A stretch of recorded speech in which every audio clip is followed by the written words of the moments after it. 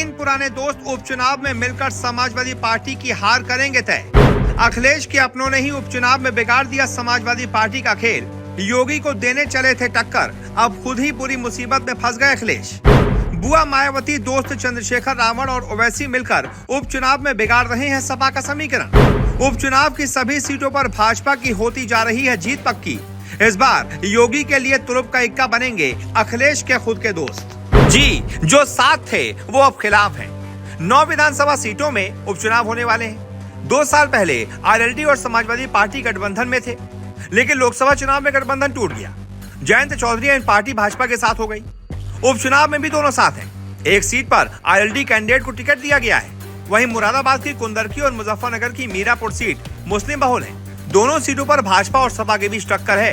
कुंदरकी में भाजपा ने रामवीर सिंह को प्रत्याशी बनाया है, जबकि समाजवादी पार्टी ने 3 बार के विधायक रह चुके हाजी रिजवान को टिकट दिया है।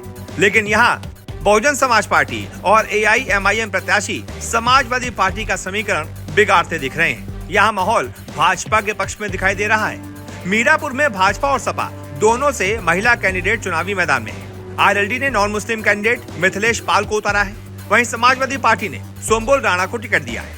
यहाँ बसपा और एआईएमआईएम के अलावा चंद्रशेखर की आजाद समाज पार्टी भी चुनावी मैदान में है।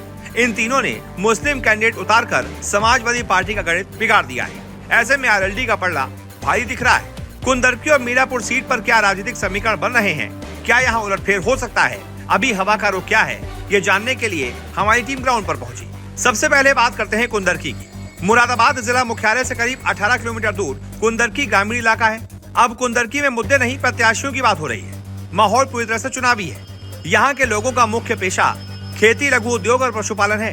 हम जब यहाँ करीब 150 लोगों से मिले तो हमें यहाँ की हवा का पता चला। मेन मार्केट में हमें जूता व्यवसायी मोहम्मद उवैश पाशा मिले।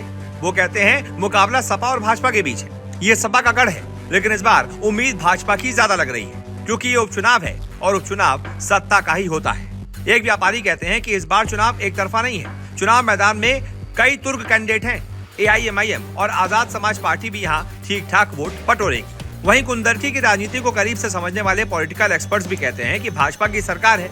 अभी माहौल भाजपा के पक्ष में दिख रहा है। जैसे जैसे चुनाव नजदीक आएंगे, माहौल चुनावी होगा, यहाँ माहौल बदल भी सकता है। भाजपा के साथ अभी मुस्लिम मतदाता नजर आ रहे हैं। ये सरकार की नीतियों के चलते हो रहा है, लेकिन इन्हें साध कर रखना बहुत बड़ी चुनौती है। इसके बाद बात करते हैं मुजफ्फरपुर की मीरापुर सीट की। बिजनौर लोकसभा क्षेत्र में पड़ने वाली मीरापुर सीट में शुकतीर्थ, पंचमुखी मंदिर, संभाभेड़ा, शीतला माता मंदिर और इसके साथ मुस्लिम समाज के कई बड़े मदरसे हैं। मुजफ्फरनगर दंगे के बाद यहाँ के हालात बदले हैं। जबरदस्त ध्रुवीकरण देखने को मिला है। साल 2017 के विधानसभा चुनाव में मोदी मैजिक चला था। कांटे की लड़ाई में भाजपा सिर्फ 193 वोटों से जीती थी।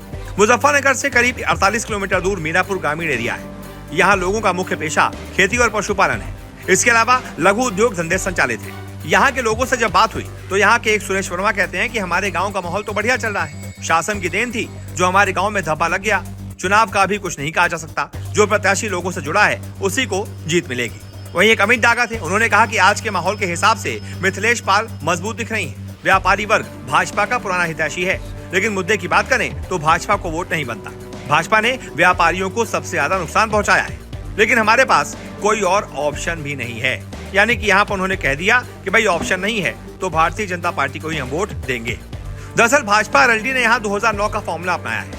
तब दोनों गठबंधन में थे, तब यहाँ उपचुनाव हुए थे। आरएलडी ने मिथिलेश पाल को कैंडिडेट बनाया था और उन्होंने जीत दर्ज की थी। सपा, बसपा, एआईएमआईएम और आजाद समाज पार्टी ने मुस्लिम कैंडिडेट उतारे हैं। यहाँ मुस्लिम वोट बैंक बटा तो इसका फायदा आरएलडी को ही मिलेगा, यानी कि ये सीट भाजपा गठबंधन को ही जाएगी। इसी तरीके से और भी कई सीटें हैं जहाँ पर अखिलेश यादव के दोस्त ही उनके लिए दुश्मन बनते दिख रहे हैं। चाहे बुआ की बात करें, चाहे एआईएमआईएम की बात करें या फिर चंद्रशेखर रावण की बात करें, ये सब अखिलेश को ही हराने पे तुले हैं। अब ऐसा क्यों है ये तो अखिलेश और ये लोग जाने, लेकिन फायदा योगी को ही मिलने जा रहा है।